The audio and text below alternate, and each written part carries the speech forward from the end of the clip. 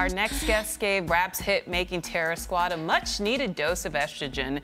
And before she was sentenced to 6 years in prison, she was regarded as one of the hottest, and I do mean hottest, female rappers in the game. That's right. And now she's done her bid and is back and ready to top the charts again. Rapper Remy Ma, welcome to Arise 360. Thank you. Remy, you're back. Yes. Welcome home. You're back. Yeah. Yes, thank you so much. Yeah. So what's it feel like to be home? It's still a little surreal. You know, I wake up and I'm like, okay, I have more than just four walls around me, and I can kind of move around as I choose to an extent, because I still have supervision issues. But I think that it hasn't sunk in yet. When you do like 6.5 years in prison, it's going to take a little bit more than a month to get used to everything. Because you were freed August 1st, correct? Yes. That's right. Okay, so you haven't been home for that long. Yeah. Okay. And why did you originally have to go serve time, and what is it like behind bars? I mean, well, I was judged by a jury of my peers, and once they say whatever they say, whether you're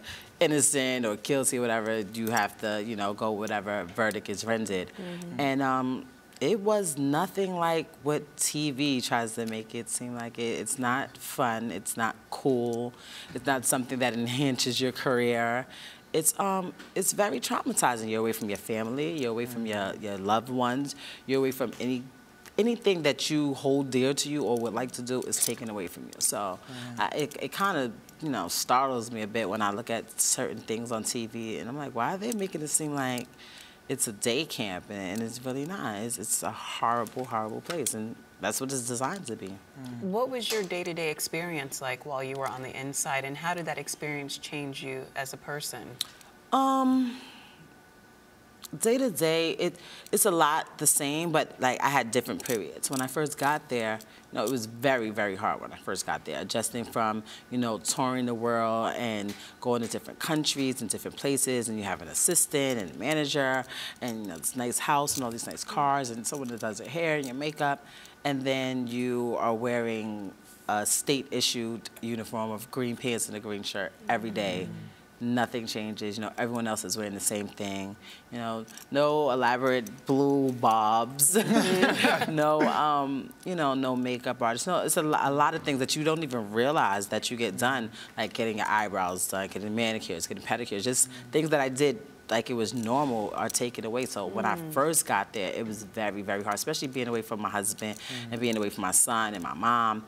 It was like I was able to handle it, but seeing them, you know, going through so much pain, it kind of made my ordeal a little bit more strenuous than it probably would have been if I didn't have a child or a husband or, you know, anyone that really like cared about me. I had a whole team that worked for me, and when I left, you know, their job was gone, so they had to go other places.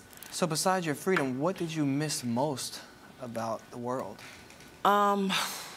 Just being able to do regular things. It wasn't even something dramatic. Regular things like take a shower at 2 o'clock in the morning if I wanted to, or go make something to eat at, you know, or just run to the store real quick. Just simple things. It wasn't things that you would think right now. Like if I was to ask you that, you'd be like, what? I miss my car. I miss this. Like I was not thinking about my car, or my jewelry, or shopping and things like that. It was little things that I never really took into consideration, or I could say I took them for granted. Like just eating certain foods, like shellfish. Like you can't do certain things. So I think that was one of the major things that I missed, and it changed me in ways by people like, you know, oh, I don't know who this Remy is. You're so different now, and it's like it's very humbling.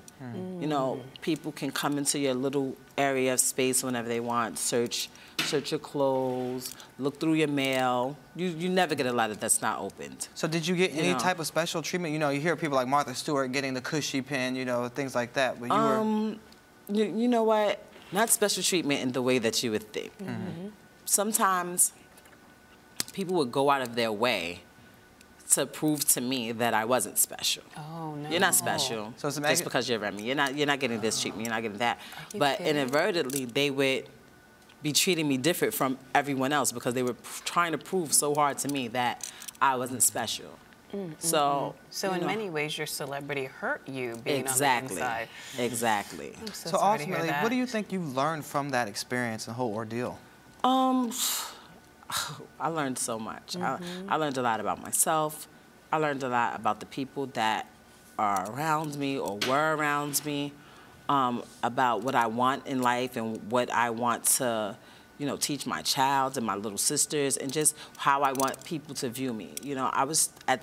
How is that? I think before I went to prison, I was raised in a way where you don't show any vulnerability. You don't let people know, you know, the softer side of you and things like that. And it was always there. People who know me as, you know, Remy, who's, you know, a mom, and who's a wife, and who's a sister, and who's a daughter.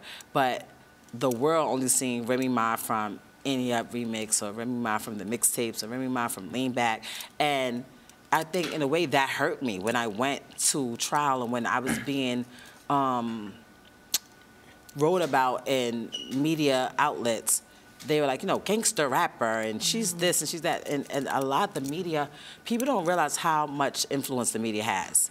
And I didn't realize until my ordeal how much that you read in the newspaper. Like, you know, you think you're reading that this is a very, you know, held in high regard newspaper. It has to be true. Like, these people can write anything they want, and most people believe what they read. Well, you were accused of shooting a person, Yes. and we won't go into the details of all of that. I know you're not allowed to talk about that legally, but do you think that the media got it wrong, or do you think it was overhyped because of your music, I think your a combination reputation? of the both. Okay. A combination of the both, because even when the media gets it right, like you could take, for instance, like what's happening, you know, with Ray Rice, like he had whatever situation going on before, and he was penalized for it. But because the media and people, you know, in society didn't feel it was harsh enough, things had to go differently. Whereas if the media was never involved, or it wasn't at the point where it is now, where everyone has access to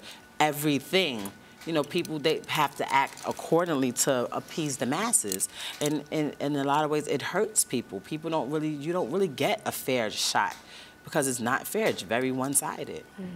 You mentioned the media, but pop culture also has glorified the idea of prison and jail. We see it in hip-hop music. We do see it in shows like Orange is the New Black. Now that you've actually been on the inside, how do you feel about pop culture's sort of obsession with the penal system? It's funny that you say that, because most of these people who are probably glorifying it have never did a day in prison.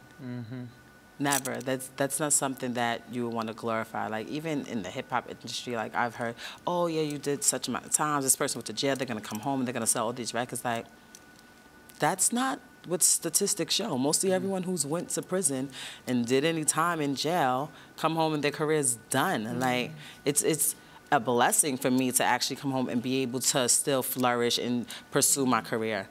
Yeah, that's a good point, because 2 days after being released, you actually released a new song with DJ Khaled. I mean, was that your first stop, the studio? You was like, I gotta go to the studio. I mean, I went to the house, I went to my house, and I took a shower, and I got dressed, but right after that, I went to work, because I had been doing my homework while I was incarcerated. I saw, you know, people telling me, like, yeah, after you do this time, you're gonna be getting, and I'm like, have you guys checked the people who have been to prison and who've been to jail? When they come home, it's like you pay your debt to society, but it's never really paid, because it's jobs, if I wasn't, you know, into music, and there's jobs I would never be able to have because I have a felony on my record. There are things I won't be able to do without going through different channels. I can't vote without making sure that, you know, I file this paper and fight for my rights just to vote. If I did my debt to society, as people say, why can't I vote? Yeah.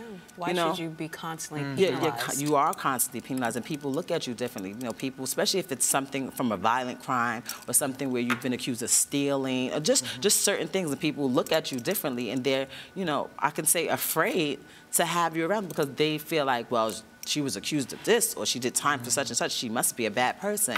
And that's not always the case. And most of the time, it's not the case. I met a lot of people while I was in prison that when I left, like, it pains me just to leave them there, because I know they were suffering. And it's like, people who've never been through that, if I never went through what I went through, I would never understand it the way I do now. You mentioned her music career. Now that you're back, what has changed about the industry since you went inside, and how do you hope to remain not only relevant but capture an entirely new audience? So much has changed. Yeah. So much has changed. I mean, just the structure of the business, whereas how artists in relationship to record labels, and sometimes you don't even need a label. Like the way, No, you don't. you know, I think, you know what I can say before I even get to social media has helped musicians a lot. People who would have never been able to be noticed or seen have, you know, the access that someone in New York or Atlanta or LA will have now because of this social media platform. And how are you keeping up with social media? Are you doing it? I'm trying. I'm trying. Yeah, 'cause Twitter was a baby when you went inside. Instagram barely existed. No, neither one of them. Instagram did not exist at all.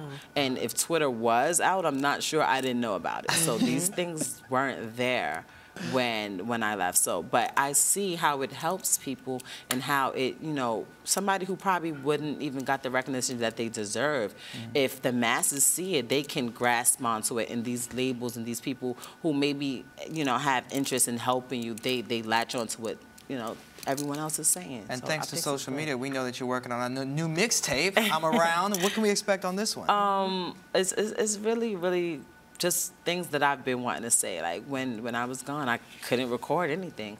I would hear songs that I like, I would hear beats, I would hear just get an idea, wake up in the middle of the night and have an idea and couldn't do anything about it. Did you write a lot while you were inside? At times I did when, you know, I felt it like that, and then there were times when I was really depressed and I was really going through things and I was like, oh my God, is all my talent been zapped? Is it God? Do I have like nothing left? Because you feel like that. Like I'm one of those people that I write from what I feel. Yeah.